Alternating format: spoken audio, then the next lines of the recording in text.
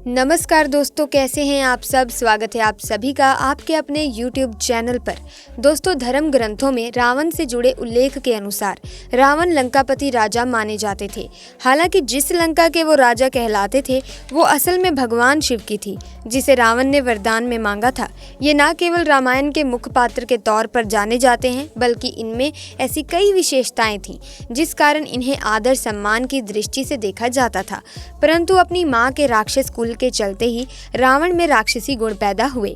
अतः वो ब्राह्मण होने के बाद हमेशा एक असुर के नजरिए से देखे गए। बता दें, ये अपने 10 सिरों के चलते दशानन नाम से भी अति प्रसिद्ध थे।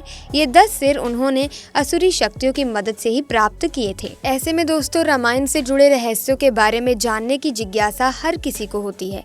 माना जाता है कि आज भी रामायण के भगवान राम और रावण से जुड़े कई चिन्ह और सबूत श्रीलंका में मौजूद हैं, जिनके बारे में हर कोई जानना चाहता है। ये स्थल भगवान श्री राम और रावण से जुड़ी कई सच्चाई बयां करता है। क्या आपको भी बहुत लोगों की तरह रामायण झूठ लगती है, एक कोरी कल्पना लगती है? आपको शायद लगता है कि इसमें कोई हकीकत नहीं है। राम, सीता, रावण, हनुमान, इनमें से कोई भी असल में नहीं था। आप सिर्फ मात्र इसे काल्पनिक कहानी मानते हैं। अगर आप भी रामायण के बारे में ऐसा सोचते हैं, ये आपको लगता है कि रामायण का असल जिंदगी के साथ कोई लेना देना ही नहीं था, तो आपके इन सवालों के जवाब आपको इस वीडियो में मिल जाएंगे। इसीलिए वीडियो को एंड तक जरूर देखिएगा। और अगर अभी तक आपने चैनल को सब्सक्राइब ही नहीं किया है तो जल्दी से सबसे पहले चैनल को सब्सक्राइब कर लीजिए, बेल आइकन को प्रेस कर लीजिए, ताकि आने वाली वीडियोस की अपडेट आपको मिलती रहे। तो दोस्तों, रामायण में हुई एक घटना के साथ रामायण के होने का सबसे बड़ा सबूत जान लेते हैं। दोस्तों, रामेश्वरम और श्रीलंका के बीच बनाया गया राम सेतु। ये राम सेतु रामेश्वर से लेकर श्रीलंका के मन्नार द्वीप तक बनाया था। अमेरिका की स्पेस एजेंसी नासा के द्वारा भी सैटेलाइट के माध्यम से ली गई तस्वीरों में राम सेतु की मौजूदगी का प्रमाण दिया गया है। रामायण के मुताबिक राम सेतु का निर्माण तब किया गया था जब भगवान श्री राम रावण पर विजय पाने के लिए और अपनी पत्नी सीता को रावण के चंगुल से छुड़ाने के लिए रामेश्वर और श्रीलंका गए थे। बताया जाता है कि श्री राम की सेना में नल और नील नाम के 2 वानर थे और उन्हें ऋषि मुनियों ने श्राप दिया था कि वो पानी में जिस किसी चीज को फेंकेंगे वो चीज पानी में नहीं डूबेगी। इस श्राप का उपयोग नल और नील के द्वारा राम सेतु बनाने के लिए किया गया और रामायण काल का ये सबसे बड़ा सबूत राम सेतु के रूप में आज भी मौजूद है। ये तो हो गई राम सेतु की बात। अब आपको राम सेतु बनाने के लिए इस्तेमाल किए गए पत्थरों के बारे में बताते हैं, जो आज की तारीख में मौजूद हैं। बताया जाता है कि ये पत्थर पानी में तैरते हैं, जिनके ऊपर भगवान हनुमान ने राम का नाम लिखा था। वैज्ञानिकों के द्वारा इन पत्थरों पर भी रिसर्च की गई है और पाया गया है कि पत्थर ज्वालामुखी से निकले हुए लावा से बने हैं। जब गर्म लावा बाहर निकलकर ठंडे वातावरण के संपर्क में आता है, उससे तैयार होने वाले ये पत्थर गर्म और ठंडी हवाओं के मेल से जालीदार हो जाते हैं, यानी ये पत्थर थोड़े बहुत स्पंजी हो जाते हैं। इन पत्थरों में बने हुए ये छोटे छोटे छेद हवा को पास करने में मदद करते हैं, जिसके कारण ये पत्थर पानी में तैरते हैं। वैज्ञानिकों ने बताया कि ये प्यूमिस पत्थर होते हैं जो बड़ी आसानी से पानी में तैर जाते हैं। दोस्तों, एक घटना और है जिसमें लक्ष्मण भगवान श्री राम के भ्राता, उनके भाई मूर्छित हो जाते हैं, जख्मी हो जाते हैं और उनका इलाज करने के लिए हनुमान जी हिमालय पर्वत पर जाकर द्रोणागिरी पर्वत का एक टुकड़ा तोड़कर लाते हैं। उनको समझ में नहीं आता कि संजीवनी बूटी आखिर कौन सी है, क्योंकि संजीवनी बूटी की हनुमान जी को पहचान नहीं थी। इसीलिए वो अपने बाहुबल के दम पर वो द्रोणागिरी पर्वत का एक बड़ा सा टुकड़ा तोड़ते हैं और वायु मार्ग से होते हुए श्रीलंका पहुंचते हैं और पूरा पहाड़ ही लेकर आ जाते हैं। फिर वहां से संजीवनी बूटी को तोड़कर लक्ष्मण जी का इलाज किया जाता है। ऐसा रामायण में लिखा गया है कि जिसे आप सिर्फ कोरी कल्पना कहते हैं। तो दोस्तों, जरा इस बात का लॉजिकल प्रूफ भी देख लीजिए कि क्यों हिमालय पर्वत में द्रोणागिरी के आसपास जो जड़ी बूटियां आज की तारीख में पाई जाती हैं, यानी हिमालय पर्वत जैसे सेम जड़ी बूटियां श्रीलंका के एक स्पॉट पे, एक जगह पे पाई जाती हैं, जहां कहा जाता है कि उसी जगह पर लक्ष्मण मूर्छित होकर गिरे थे। ये कैसे संभव हुआ अगर रामायण एक काल्पनिक कथा है? देखिए, जिस प्रकार से हर मौसम की अलग अलग सब्जियां होती हैं, हर जगह के वातावरण, वहां की जलवायु के हिसाब से अलग अलग पेड़ पौधे उगते हैं, उसी प्रकार से हिमालय की जो एक जगह है, वहां पर एक स्पेशल किस्म के पेड़ पौधे उगते हैं। वो एकदम सेम उसी प्रकार के पेड़ पौधे श्रीलंका में कैसे पाए गए हैं? ये संभव ही नहीं है अगर रामायण एक कोरी कल्पना है तो। रामायण में एक बहुत ही विशालकाय हाथी का वर्णन किया गया है। उस हाथी का नाम टस्क हाथी हुआ करता था। आपको जानकर हैरानी होगी कि हाल ही में श्रीलंका के पुरातत्व विभाग के द्वारा एक शोध में हाथी की हड्डियों के अवशेष पाए गए हैं। हाथी की हड्डियों में अवशेष पाए गए हैं वो किसी सामान्य हाथी की हड्डियों से कई गुना ज्यादा बड़े हैं। अब दोस्तों यहाँ पर कुछ लोग कहेंगे कि ये मैमथ के होंगे, वूली मैमथ जो ऐतिहासिक काल में पाया जाता था, लेकिन आपको बता दें कि ये वूली मैमथ की हड्डियों से बिल्कुल मैच नहीं खाते, उसके फॉसिल से बिल्कुल मैच नहीं करते। ये आज की तारीख में जो हाथी मिलते हैं उस प्रकार के हाथियों की तरह हैं, लेकिन उनके साइज से कई गुना बड़े हैं। इन अवशेषों से इस बात का एक पुख्ता प्रमाण मिलता है कि रामायण में जिस विशालकाय हाथी का वर्णन किया गया था वो बिल्कुल सच्चाई है। इससे ज्यादा जिंदा सबूत और क्या होगा बताइए आप। और अभी तो रुकिए, आपको एक सबूत देते हैं, सुनिए।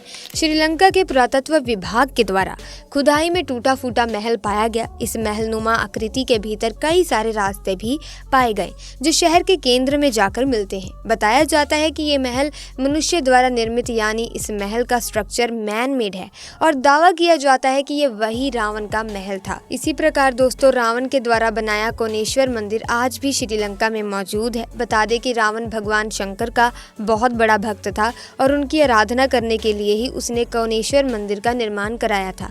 ये मंदिर भले ही भगवान शंकर के लिए बनाया हो, लेकिन इस मंदिर में सबसे ज्यादा मूर्तियां रावण की दिखाई देती हैं। आज की तारीख में ये मंदिर भी रामायण के सच होने का एक बड़ा सबूत है।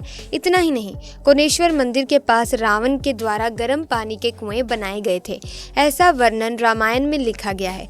दोस्तों ये गर्म पानी के कुएं आज भी कोनेश्वर मंदिर में मौजूद हैं और इसका पानी हमेशा ही गर्म रहता है।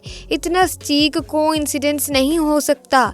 दोस्तों ये वाकई में ही कोनेश्वर मंदिर है जो रावण ने बनाया था और वहाँ पर गर्म पानी के चश्मे बनवाए थे, कुएं खुदवाए थे और ये एग्जैक्टली वहाँ पर है। तो ये मंदिर जो बनाया गया था वो रावण का ही कोनेश्वर मंदिर है और कोई नहीं। इससे बड़ा सबूत और क्या मानते हैं आप? अभी और सुनिए दोस्तों। सीता माता का अपहरण करने के बाद रावण उन्हें कोदबा नाम की जगह पर भी ले गया था। इसका वर्णन है, बकायदा नाम है रामायण में। अगर रामायण झूठ होती तो श्रीलंका में उसी जगह को सीता कोदबा नाम से क्यों पुकारा जाता है? दोस्तों सीता माता से जुड़ा हुआ एक और सबूत आज भी श्रीलंका में मौजूद है।